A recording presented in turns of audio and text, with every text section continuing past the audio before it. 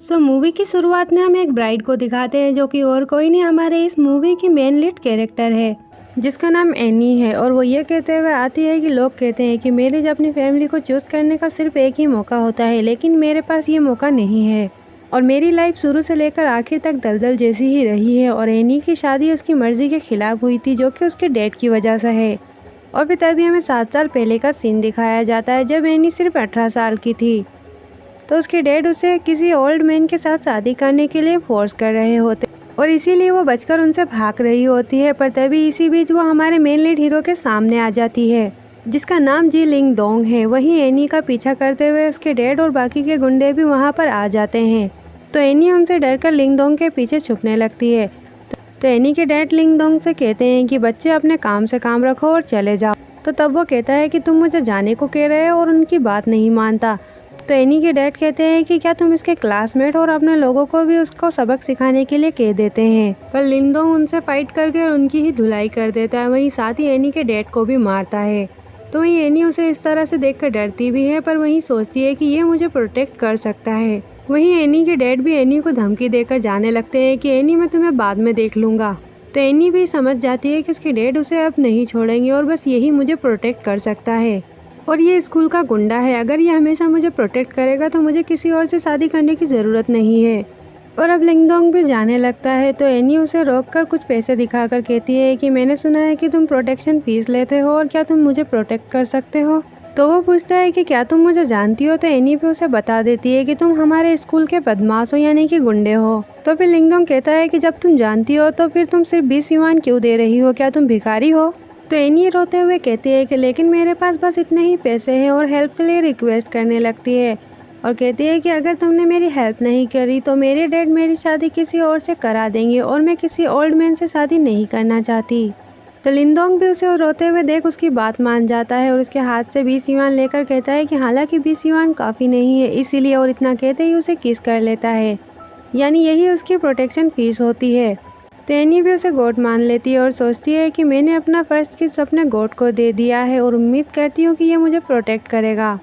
जिसके बाद दिखाते हैं कि लिंग दोंग एनी को परेशान करने वाले लड़कों को मार रहा होता है। तो एनी ये सब देखकर काफ़ी ज़्यादा डर जाती है। तो वहीं लिंग दोंग कहता है कि जो लोग भी तुम्हें बुली करेंगे और उन्हें मरना होगा। और तभी फिर एनी के पास आकर कहता है कि तुम मेरी हो और किसी को भी तुम्हें बुली करने की यानी धमकाने की परमिशन नहीं है। और सीन यहीं पर कट होता है। जिसके बाद अब हमें वापस से प्रेजेंट का सीन दिखाते हैं जहां एनी उस पर्सन से मिलने जा रही होती है जिससे उसकी शादी हुई है। पर तभी एनी उसे देखकर अचानक से डर जाती है और शॉक हो जाती है और फिर कहती है कि ये वो क्यों है, मैं तो इससे बचकर भाग गई थी। और यहीं हमें एक और फ्लैशबैक का सीन दिखाते हैं। तो एनी अपना सामान लेकर जा रही होती है तो लिंग दोंग उस पर गुस्सा होता है और उसके लगेज को लात भी मारता है और फिर कहता है कि क्या मैं तुम्हारे लिए काफ़ी नहीं हूँ। तो तब एनी भी इस पर चिल्लाकर कहती है क्योंकि मैं तुमसे डरती हूँ और तुमने मुझे बचाया, लेकिन फिर भी मैं तुमसे डरती हूँ। और क्या तुम जानते हो कि अब स्कूल में सब मुझसे बचते हैं, यहाँ तक कि टीचर्स भी मुझे पसंद नहीं करते। तो लिंग दोंग भी गुस्से से कहता है कि तुम्हें उनकी फिक्र क्यों है, तुम्हारी दुनिया मेरे लिए काफ़ी है। तो एनी फिर से चिल्लाकर कहती है कि मैं तुम्हारी कैदी नहीं हूँ, मेरी जान बचाने के लिए मैं तुम्हारी शुक्रगुजार हूँ, लेकिन मेरी भी अपनी लाइफ है। और फिर हाथ जोड़कर रिक्वेस्ट करने लगती है कि प्लीज़ मुझे जाने दो। तो लिंग दोंग को भी उसे ऐसे देखकर बुरा लग रहा होता है तो वो उसकी तरफ हाथ बढ़ाता है। तो एनी उससे डर जाती है जैसे कि वो उसे मारेगा। तो लिंग दोंग ये देखकर और भी ज़्यादा गुस्सा हो जाता है और कहता है कि चली जाओ, मैं तुम्हें देखना नहीं चाहता। और तभी फिर फ्लैशबैक ख़त्म होता है तो उस पर्सन ने मास्क पहना होता है। तो एनी कहती है कि मैं गलत थी, मैंने उसे लिंग दोंग समझ लिया, लेकिन इस आदमी का सरनेम जी है, इसका नाम जी शिहान है और ये टॉप नोबल फैमिली का इकलौता वारिस है। जिसके बाद जी शिहान उसे अपने पास में बुलाता है। तो एनी सोचती है कि इसकी आवाज़ लिंग दोंग जैसी ही है और डरते हुए उसके पास आती है। तो वो उसका हाथ पकड़कर उसे अपनी गोद में बैठा लेता है और फिर उससे उसका नाम पूछता है। एनी उसके डैड की बात याद करती है कि उन्होंने कहा होता है कि अगर तुम्हें तुम्हारी मॉम का सामान चाहिए तो तुम अपनी असली पहचान बताने की हिम्मत भी मत करना, क्योंकि एनी ने अपनी बहन एंड्रू के बदले में उससे शादी की होती है। तो वहीं एंड्रू की बहन भी कहती है कि जिससे तुम्हारी शादी हुई है वो न केवल एक बदसूरत मॉन्स्टर है बल्कि पागल और साइकोपैथ भी है जो लोगों की हत्या करता है। तो एनी भी यही सारी बातें याद कर अपना नाम एंड्रू बता देती है। तो वो भी उसका नाम रिपीट करता है। तो एनी को लगता है कि उसे इस पर यकीन नहीं है। पर तभी जी शिहान उसे किस करने लगता है। तो तब एनी सोचने लगती है कि ये किस जाना पहचाना सा लग रहा है और तभी उससे दूर हो जाती है।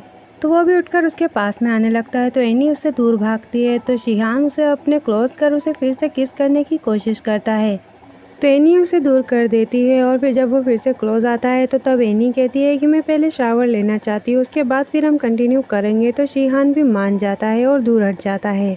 और फिर अब एनी सोचती है कि ये आदमी बहुत ही डरावना है, लेकिन मुझे अपनी माँ का सामान लेने के लिए किसी भी गड्ढे में कूदना ही पड़ेगा। और अब हमें शिहान को दिखाते हैं जिसने अपना मास्क भी उतार दिया होता है और अपना शर्ट उतारते हुए कहता है कि मैंने 6 साल तुम्हारा इंतज़ार करा है और अब मैं भाग नहीं सकता।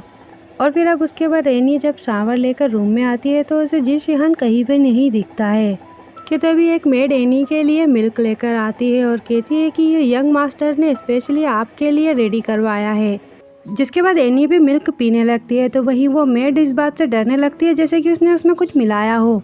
और एनी के मिल्क पीने के बाद वो कहती है कि यंग मास्टर आपके लिए बहुत ही ज़्यादा काइंड है, उन्हें मैंने इस तरह किसी के लिए फ़िक्र करते नहीं देखा।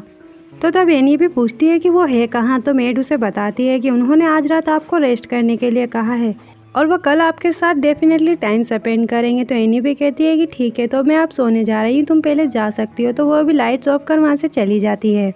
और फिर एनी अब सोचती है कि ये लड़का उतना बुरा नहीं है जितना मैंने सोचा था। और तभी फिर उसे नींद आने लगती है मिल्क पीने की वजह से, तो वो सो जाती है।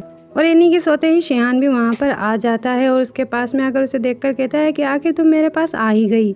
और फिर एनी के पास में ही सो जाता है। और अब फिर नेक्स्ट मॉर्निंग एनी जब सोकर उठती है तो शिहान को अपने पास देखकर शौक रह जाती है।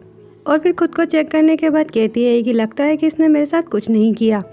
और फिर जी शिहान को देखते हुए सोचती है कि ये सच में लिंगडोंग जैसा ही दिखता है और इसकी आवाज़ भी वैसी ही है और ये बिना मुखौटे के कैसा दिखता होगा। और तभी उसका मुखौटा हटाने की कोशिश करती पर तभी वो जाग जाता है और एनी का हाथ पकड़कर उसे खींच लेता है।